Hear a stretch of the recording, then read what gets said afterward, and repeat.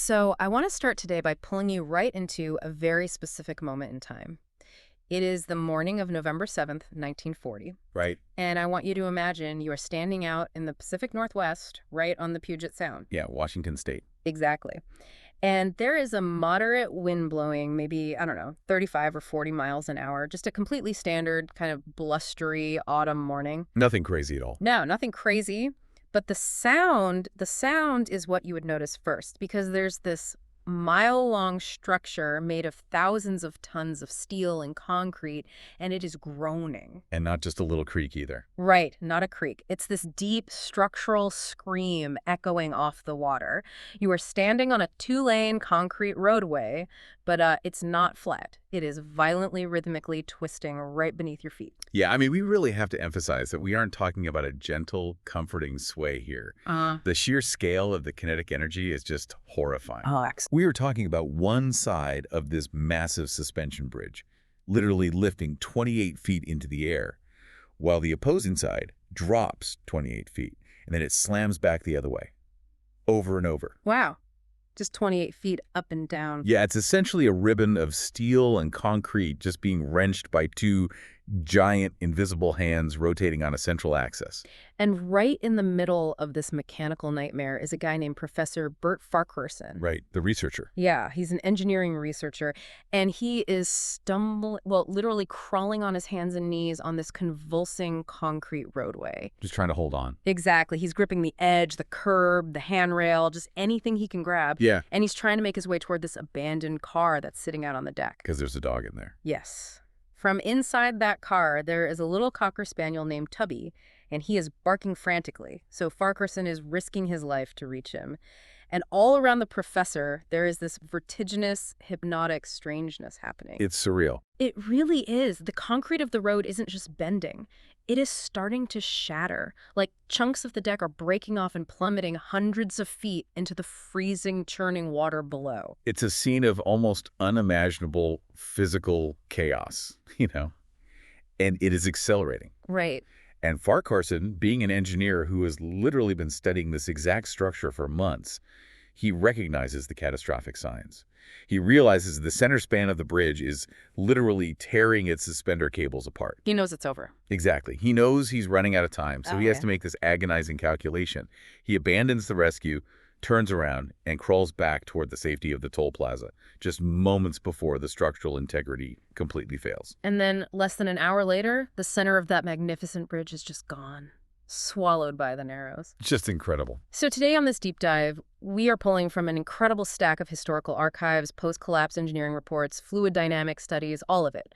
We really want to understand one of the most famous structural failures in human history, the Tacoma Narrows Bridge collapse. And it is such a fascinating topic. It really is. And the reason we're so obsessed with this specific event is that it's this catastrophic, visually spectacular disaster that resulted in exactly 0 human casualties. Which is, yeah, that nature of the tragedy sets it apart from almost every other major engineering failure you study. Right. Usually there's a bad guy. Exactly. When massive structures fall, the post-mortem usually uncovers a villain.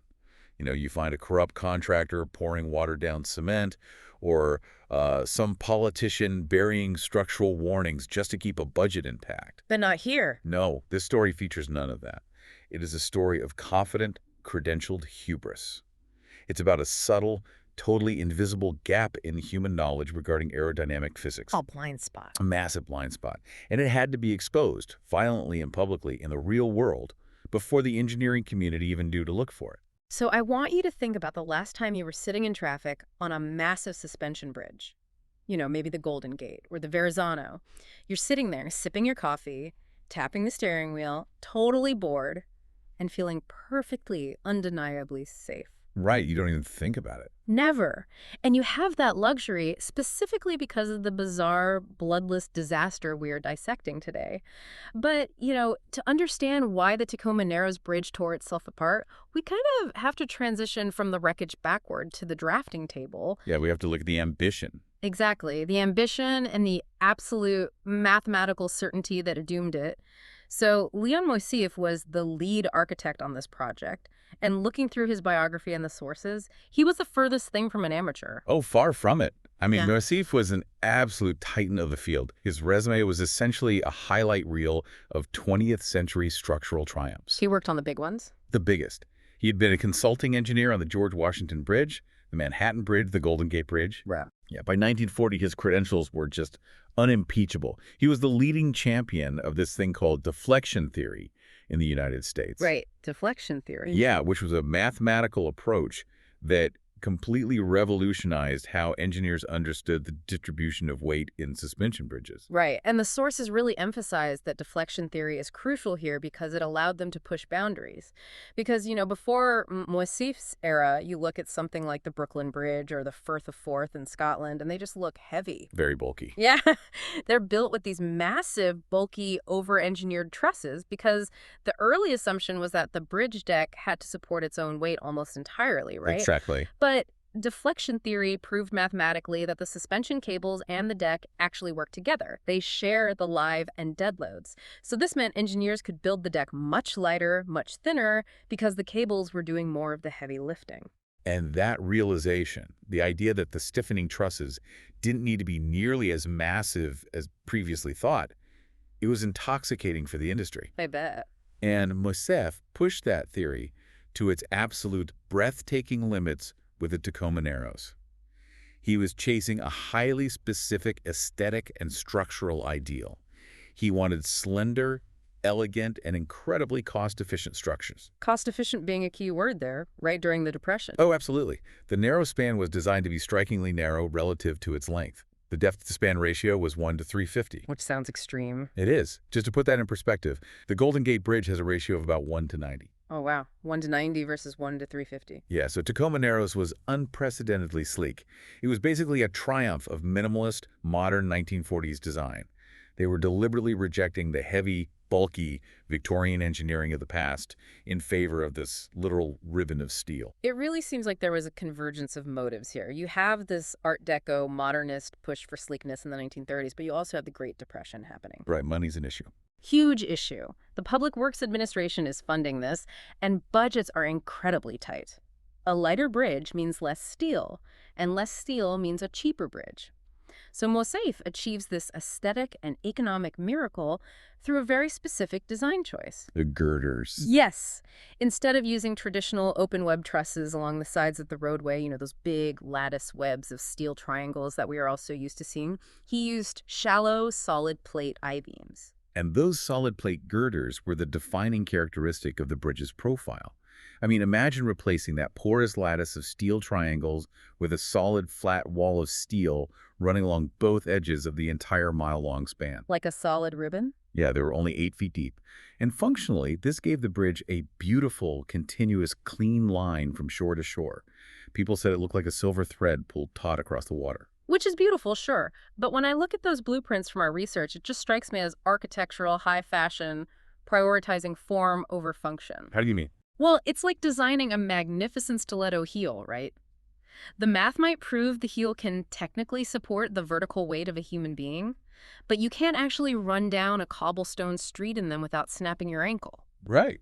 Putting a solid wall of steel on a bridge spanning a gorge that is famous for its high winds seems, in hindsight, completely reckless. I get that. The stiletto analogy works perfectly for the vertical load, actually. But we do have to look at the engineering consensus of the era, to be fair to Moisseiff. Okay, let's defend him a bit. Well, his calculations for the dead load and the live load margins were flawless under the accepted parameters of deflection theory. He proved on paper that the bridge was strong enough to hold itself up and carry the traffic. Right. And it's not like he was ignoring wind, either. He actually calculated for a static wind load of 120 miles per hour, assuming the bridge might deflect sideways under pressure, Right. but that it would hold. But calculating for static wind load, that is just treating the wind like a giant invisible hand pushing steadily against the side of the bridge, isn't it? It treats aerodynamics as a simple equation of brute force. Like, if I swing a flat paddle through the water pushes back. If I swing a tennis racket, the water passes through the strings.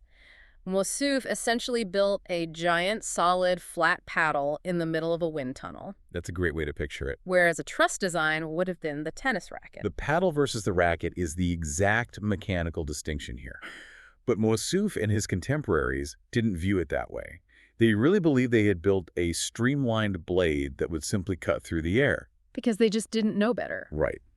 What the engineering community as a whole lacked in 1940 was a formalized understanding of complex dynamic fluid mechanics. They didn't understand how wind doesn't just push against flat surfaces, but actually interacts with them over time, creating eddies, vortices, and aerodynamic feedback loops. They were in completely uncharted territory. They were operating entirely outside the boundaries of known science at the time. And the really terrifying thing about Moisseiff's math wasn't just that it was theoretically flawed. It's that the bridge literally tried to warn them it was wrong the very second they cut the ribbon. Oh, immediately. Yeah, the theoretical flaw of the solid plate girder didn't wait years to degrade or reveal itself. Let's move our timeline to July 1st, 1940, opening day. The moment the bridge was open to traffic, it began to move. And again, we aren't talking about the standard microscopic vibrations you feel on a modern bridge when a heavy truck drives by. No, this was huge. It exhibited a dramatic, vertical, rolling undulation. The deck would visibly ripple. The accounts from the drivers that we pulled for this deep dive are just surreal. People driving across it reported watching the cars ahead of them literally disappear and reappear over rolling crests in the concrete. Just like being at sea. Exactly like a small ship riding ocean swells. And I mean, our brains are hardwired to perceive materials like concrete and steel as rigid, unyielding things. To drive a 2-ton vehicle onto a concrete highway and watch it ripple like a carpet being shaken out, that must have been deeply disorienting. Well, you have to remember that at a mile long, steel behaves much more like a flexible cable than a rigid beam. The solid plate girders were catching the wind, and the entire structure was flexing in vertical modes. Like a wave. Yeah, sometimes it would form a single wave, sometimes 2 or 3 distinct waves traveling along the span. The deck would rise and fall by several feet. Which you would expect mass panic, right? If I'm driving and the concrete buckles 3 feet into the air, I am slamming on the brakes, turning around and screaming at someone to close the road. Most people would. Right. But the public reaction was entirely the opposite. It actually became an amusement ride. It's one of the most fascinating psychological elements of this story. Instead of terror, the locals embraced it as a novelty. People from Tacoma and Seattle would drive out specifically to experience the thrill. And they gave it a nickname. Yeah, they gave it a nickname almost overnight, Galloping Gertie. Drivers would intentionally cross it on windy days to feel their stomachs drop as their cars rode the concrete waves. It's wild. But the engineers and the toll booth operators, they weren't treating it like a carnival ride, were they? Not at all. The motion was so pronounced that some of the toll collectors actually reported getting seasick inside their booths. Seasick on a bridge. Yeah. And the authorities were unsettled enough that they brought in Professor Farquharson from the University of Washington well before the collapse. Right. The guy from the beginning of our deep dive with the dog. That's him. Farquharson was commissioned to study the bridge's behavior, document the movement, and figure out a structural remedy. He was out there with cameras, he was building scale models of the bridge, and running them through early wind tunnels at the university to try and isolate the cause of the galloping. Which, I mean, that raises an immediate glaring question for me. If the state had an engineering professor actively building wind tunnel models to figure out why their brand new bridge was convulsing, why on earth didn't they close it to the public? It's a fair question. Looking at the timeline, it just feels like a textbook case of normalcy bias.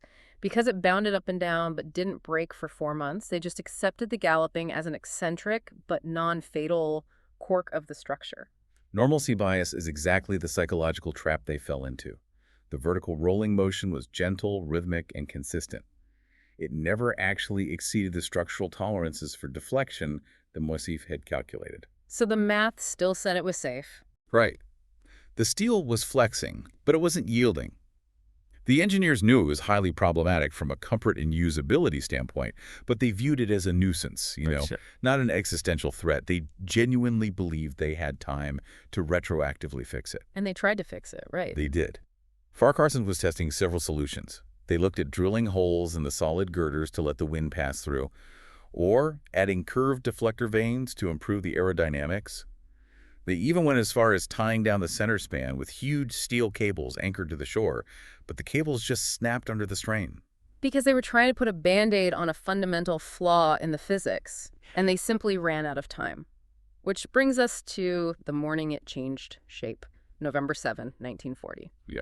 This is where the story pivots from a quirky, localized novelty to a violent, irreversible death spiral. And the context of those 4 months of gentle rolling is essential here because it established a baseline of behavior. Everyone involved thought they understood how Galloping Gertie moved. It just rolled up and down. Exactly. What happened on November 7th shattered that assumption. If we look at the weather data for that morning, wind speeds in the Narrows were steady between 35 and 42 miles per hour. Let's stop and contextualize that wind speed for a second, because 40 miles per hour is practically a gentle breeze in the context of large-scale infrastructure. I know I've driven over bridges and heavier winds than that. Oh, definitely. And as you mentioned earlier, Moisseiff designed this structure to withstand 120-mile-per-hour winds. We are nowhere near hurricane force here. We aren't even in severe storm territory. The wind speed was totally unremarkable, which is why the ensuing structural failure was so scientifically baffling at the time. The wind was not overpowering the structure with sheer brute force. But around 10:00 a.m., the kinetic energy within the bridge underwent a phase shift. A phase shift. Yes, the vertical up and down rolling where the left and right lanes move up and down together in harmony, it abruptly transformed into a torsional mode. Torsional, meaning it started twisting along its longitudinal axis. So instead of a wave rolling from the front of the bridge to the back, the bridge began rotating around its own center line. Imagine a straight line painted directly down the center of the roadway, dividing the two lanes. That line became the axis of rotation. In physics, we call that the nodal line. Right. So the deck remained relatively stationary at that center point, but the outer edges began to wildly pivot around it. The left lane would rise dramatically, pulling the suspender cables totally taut, while the right lane dropped in equal measure. The bridge was twisting up to 45 degrees out of horizontal in either direction. 45 degrees. I mean, the acoustic environment alone must have been terrifying. We are talking about thousands of tons of steel, concrete, and tightly wound wire cables being wrung out like a wet towel. The sound would have been deafening. You'd hear the rivets popping, the steel plates groaning under immense shear stress, and incredibly, we don't have to just imagine it because of a local camera shop owner named Barney Elliott. Yeah, Barney Elliott is a huge part of how we understand this today. He had been tipped off that morning that Gertie was moving differently than she ever had before. So he went down there. He grabbed a 16mm motion picture camera, went down to the banks of the Narrows, and just began filming. And his footage is nothing short of iconic. Anyone who has ever taken a physics or structural engineering class in the last 80 years has seen this film. It is the most famous structural failure footage ever recorded. Absolutely. Watching it, there is this hypnotic fluidity to the motion right up until the critical failure. You see the light poles snapping like dry matchsticks. You see the massive concrete roadway warping, cracking, and popping. And then the suspender cables simply cannot take the unequal loading anymore. They just give out. They snap. The main cables rebound violently, and the entire center span rips apart, sending hundreds of feet of roadway plummeting into the churning water. You know what strikes you when you watch the Elliott film is that the bridge looks like it is made of rubber. The amplitude of the twist is so extreme that your brain just refuses to accept it, is watching reinforced concrete and structural steel. It looks fake. It does, but that flexibility is exactly what doomed it. It was inflexible material being pushed into extreme dynamic resonance. And this brings us back to the sole casualty of the collapse, who we introduced at the very beginning of the deep dive, Leonard Coatsworth. He was a local reporter, and he was driving across the span just as the vertical roll shifted into that violent torsional twist. Coatsworth was trapped almost immediately. He later described the sudden shift in motion. He said his car was violently thrown against the curb, sliding back and forth across the lanes as the deck tilted 45 degrees. Just sliding back and forth. Yeah. He realized he couldn't drive off. He was thrown to the floor of his car, managed to open the door, and crawled out. He had to literally cling to the curb, inching his way back toward the Tacoma side on his hands and knees, entirely abandoning his vehicle. But he left behind his daughter's Cocker Spaniel, Tubby, in the back seat. And this is where Professor Farquharson, who is out there taking photographs and trying to understand the torsional shift, crosses paths with Coatsworth. Farquharson actually attempts to rescue the dog. Right, he manages to reach the car, but the conditions are just apocalyptic. The deck is tilted at a severe angle, the noise of the grinding steel is deafening, and Tubby is completely terrified. When Farquharson opens the door and tries to pull him out, the dog panics and bites him. Oh, no. Yeah, he just refuses to leave the perceived safety of the car. Farquharson tries to coax him, but the structural failure is imminent. So he has to make that terrible logical calculation. He leaves the car, crawls back to safety, and a short time later, the section of the bridge holding Cooksworth's car fails and collapses into the Narrows. Tubby was the only life lost that day. The loss of the family pet is a genuinely heartbreaking detail. But zooming out to the scale of the destruction, a modern, state-of-the-art, mile-long suspension bridge tearing itself to pieces in broad daylight, the fact that no humans were killed is miraculous. It really is. It removes the heavy burden of a massive human tragedy from the event and allowed the engineering and scientific communities to analyze the failure purely as a forensic physics case study. Right, because the physical destruction demands an immediate, irrefutable scientific explanation. So we transition from the visual horror captured on Barney Elliott's camera to the forensic investigation that ultimately solved the mystery. Now, if I casually watch that video without a physics background, my immediate assumption is that a massive gust of wind just blew the bridge over. Most people think that. But as we establish, 40-mile-per-hour winds cannot knock down a bridge designed for 120-mile-per-hour static loads. Right. The blown-over myth is incredibly pervasive. People see wind in the area, they see a bridge fall, and they draw a straight line of brute force causality. But brute force had nothing to do with it. So what did they look at first? Well, the investigation, which was spearheaded by the Federal Works Agency, initially explored several theories, including vortex shedding. Vortex shedding. Yeah, that's the idea that the wind hitting the flat girder was creating alternating, swirling eddies of air on the leeward side that caused it to bounce. Okay, vortex shedding. That's the same phenomenon that makes a flag flap in the wind, right? Or makes a car antenna vibrate at high speeds. The alternating low-pressure zones pull the object back and forth. Exactly. But looking at the post-collapse studies we read, vortex shedding couldn't account for the massive torsional amplitude. The frequencies just didn't match up. They didn't. The mathematics of the vortex shedding hypothesis completely fell apart under scrutiny. It simply couldn't generate the sheer volume of kinetic energy required to twist the deck 45 degrees. The real killer, the mechanism that finally explained the disaster, was identified as aeroelastic flutter, specifically torsional flutter. Aeroelastic flutter. Okay, let's dig deep into this, because this is the invisible gap in human knowledge that doomed the bridge. What is the fundamental mechanism of flutter, and how does it differ from just being pushed by the wind? To understand flutter, you have to look at the continuous interaction between the aerodynamic forces of the wind and the elastic forces of the structure. In a stable structure, if a gust of wind pushes it slightly, the structure's natural stiffness pulls it back to center, and the energy dissipates. That's called positive damping, right? That's positive damping. The structure absorbs and neutralizes the energy. Precisely. But aeroelastic flutter is a system of negative damping. Because Moisseiff used those shallow solid plate girders, he essentially built an airplane wing that couldn't fly. Wow. When the 40-mile-per-hour wind hit the side of that flat girder, it pushed the bridge slightly. Because it was a suspension bridge, it flexed, slightly altering its angle of attack relative to the wind. And this is where the feedback loop starts. Yes. That new angle of the deck changed how the air flowed over and under it. Instead of the air pushing the bridge back to its resting position, the new aerodynamic profile caught more wind, which forced the bridge to twist further. So it's feeding itself. Exactly. As the structural tension finally forced the bridge to snap back in the other direction, it overcorrected. The deck tilted the opposite way, presenting a new angle to the wind, catching it again, and being driven violently downward. It is exactly like holding a microphone too close to a speaker. A tiny, almost imperceptible sound goes into the mic. It travels to the speaker where it is amplified. The mic picks up that louder sound, amplifies it again, and within seconds the entire system is screaming with a deafening, self-sustaining feedback loop. The microphone analogy is mechanically perfect. You are describing a self-reinforcing feedback loop.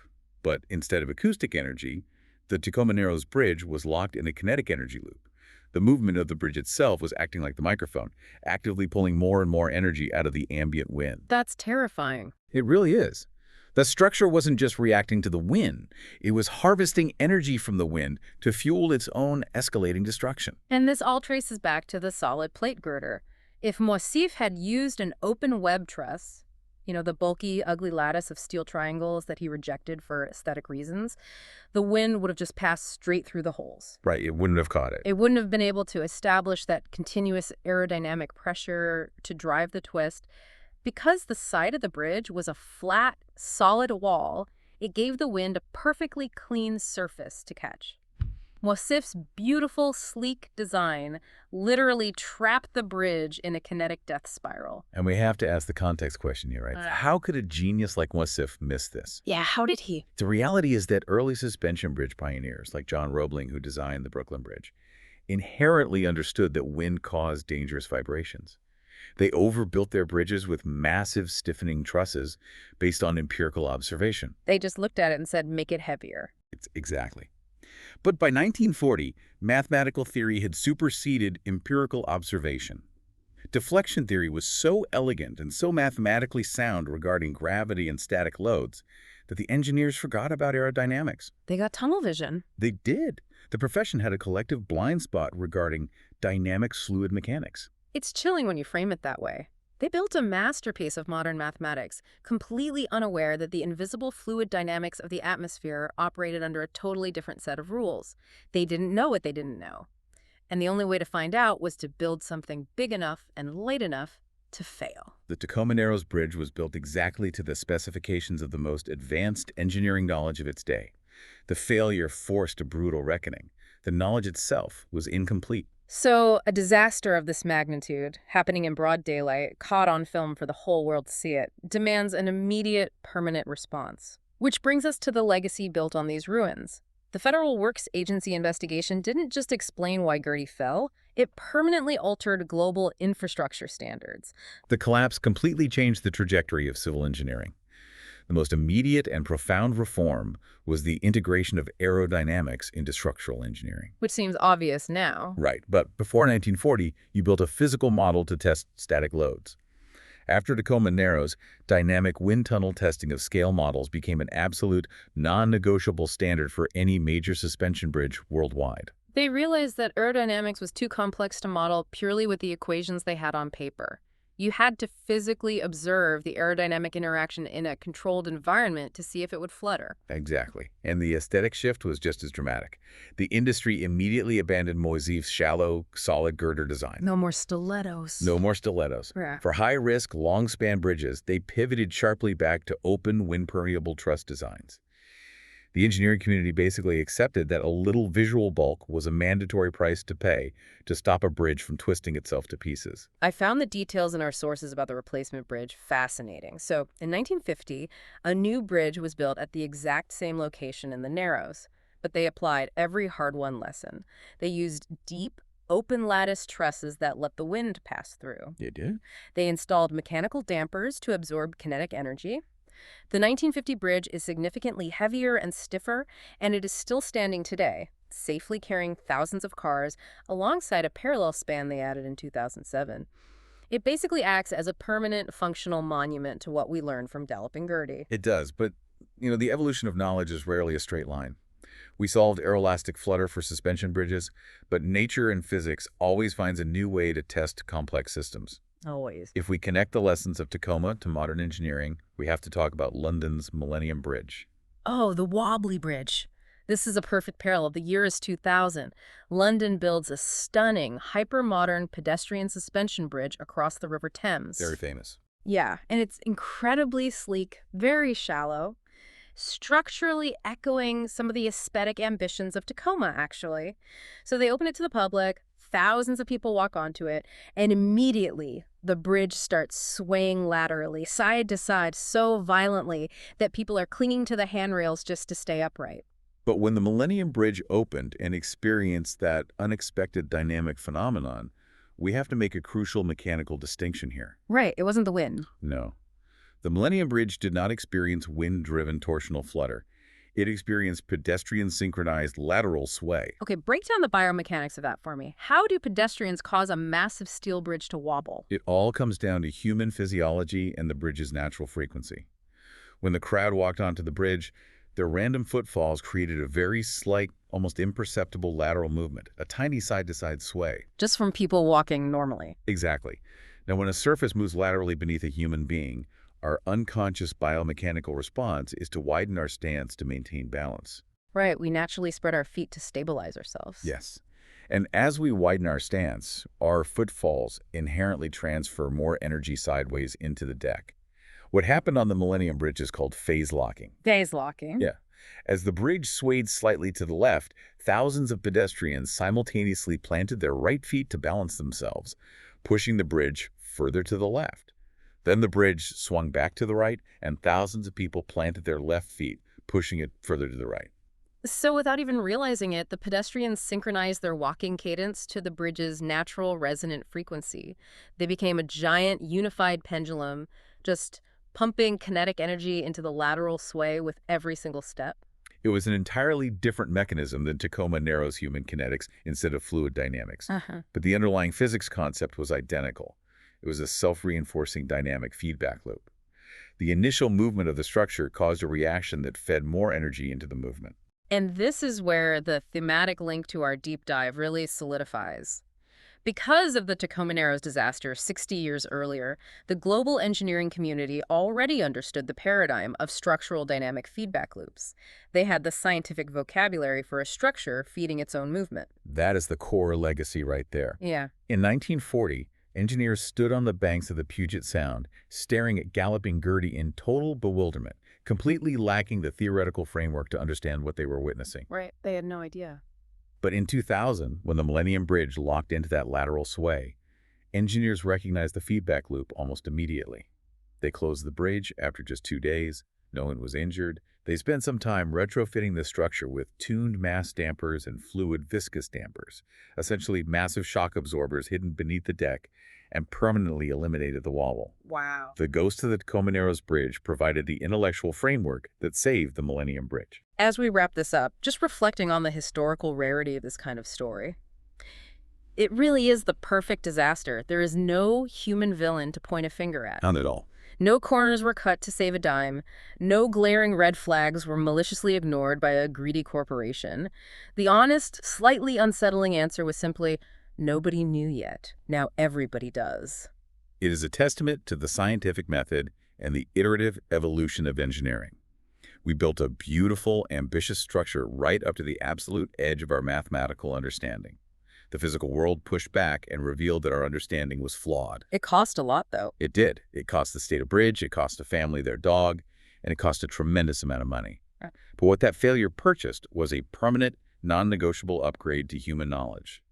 It bought an invisible shield of safety for the billions of people who have driven over long-span bridges in the decades since. So, the next time you find yourself sitting in gridlock on a massive suspension bridge, feeling incredibly bored and totally safe, take a second to look at the massive open steel trusses running along the side of the roadway. You are experiencing the direct, tangible benefit of Barney Elliott's 16mm film camera and Galloping Gertie's collapse. You are safe because we learned how to let the wind pass through. The value of knowledge is fully realized only when it is understood and applied. We took a devastating, hypervisible failure and codified it into a global standard of safety that protects us every single day. But I want to leave you with a thought that takes the lesson of Tacoma Narrows out of the 1940s and applies it to our world today. Think about our modern, highly optimized systems. What networks, perhaps within our artificial intelligence architectures, our heavily automated global supply chains, or our high-frequency algorithmic financial markets, are currently in their solid plate rudder phase? That's a great question. We are building these elegant, hyper-efficient, massive digital and economic structures, and we are optimizing them to the absolute limit of our current mathematical models. What are we building right now that is perfectly stable in a vacuum, just waiting for the right invisible wind to reveal a hidden, cascading feedback loop we haven't even named yet? And when that modern structure inevitably begins to twist, who will be the last one on the bridge?